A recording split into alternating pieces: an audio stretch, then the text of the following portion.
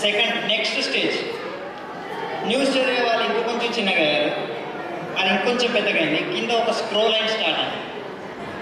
దాని next generation వచ్చింది, ఈ ఇంకా చిన్నగా అయ్యాడు, అక్కడ లోగో ఉంది, లోగో పక్కన ఇంకోటి ఏదో ఉంది, దాని తర్వాత కింద స్క్రోల్ లైన్, దాని కింద ఇంకో స్క్రోల్ లైన్, నెక్స్ట్ స్టేజ్లో స్క్రోల్ లైన్, ఇంకో స్క్రోల్ లైన్, ఇంకో స్క్రోల్ లైన్. ఫస్ట్ దాంట్లోనేమో జాతీయ వార్తలు, రెండో దాంట్లోనేమో రాష్ట్రానికి సంబంధించిన వార్తలు, మూడో దాంట్లోనేమో అడ్వర్టైజ్మెంట్.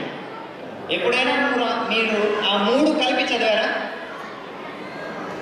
అంటే మూడు కలిపి ఇలా వెళ్తుంటాయి కదా, అలా మూడు కలిపి ఇలా చదివారా ఎప్పుడైనా మీరు? నేను చదివి వినిపిస్తాను, ఎలా ఉంటే చూద్దామా? చూడండి. రాష్ట్రం శాంతియుతంగా ఉండాలంటే హోమియో చికిత్స చేయిస్తే చాలా మంచిది. మీరు కీళ్ళ నొప్పులతో బాధపడుతున్నారా? నాగార్జున సిమెంట్ను వాడండి, చాలా గట్టిది, దృఢమైంది. మళ్ళీ కుప్పకూలిన ఇండియా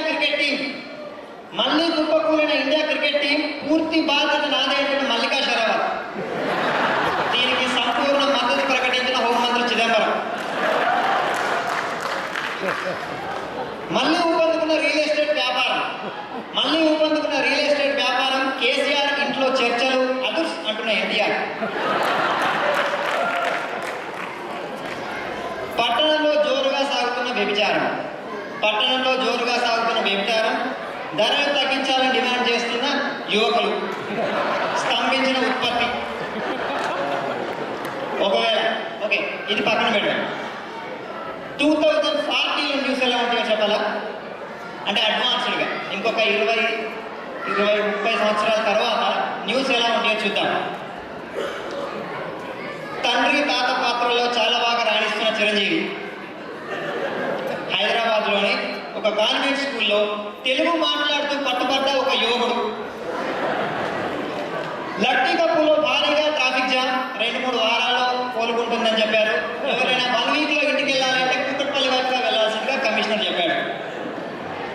ఇక నాకు పెళ్లి చేసుకునే వయసు వచ్చిందన్న రాహుల్ గాంధీ హైదరాబాద్లో ట్రాఫిక్ రూల్స్ పాటించాలన్న మనస్తాపంతో ఆత్మహత్య చేసుకున్న ఒక వ్యక్తి.